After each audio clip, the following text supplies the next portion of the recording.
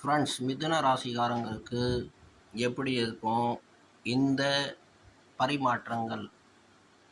நீங்கள் பார்த்தீங்கன்னா, செவ்வாயையும் சனியோட இணைஞ்சு இருந்த யுக்தி ரெண்டும் பிரியுது. செவ்வாய் அவர் சவராசிக்கு வராரு, அதே மாதிரி சுக்கிரனும் அவர் 12ஆம் வீட்டில் வராரு. ஸோ இது ராஜயோகத்தை கொடுக்கக்கூடிய ஒரு அமைப்பு. இம்போர்ட் எக்ஸ்போர்ட் பிஸ்னஸ் உள்ளவங்களுக்கு, மிதுன ராசிக்காரங்களுக்கு அபாரமான தன அர்ஜனமாகும். எல்லா விதமான லாபங்கள் தேடி வரும். என்னென்ன தடைகள் இருந்ததோ அந்த தடைகள்லாம் நீங்கும்.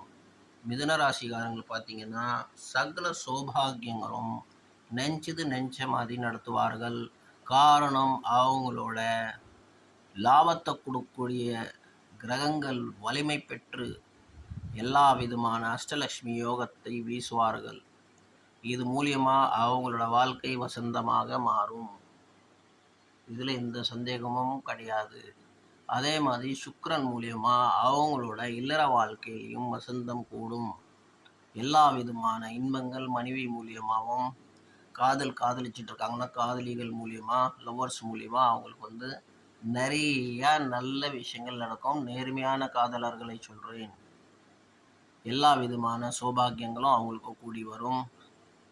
இதில் எந்த சந்தேகமும் கிடையாது. ஸோ அந்த மொத்தத்தில் மிதுன ராசி நல்லா டாப்பில் இருக்குது. ஜெய் மா விந்தியவாசினி.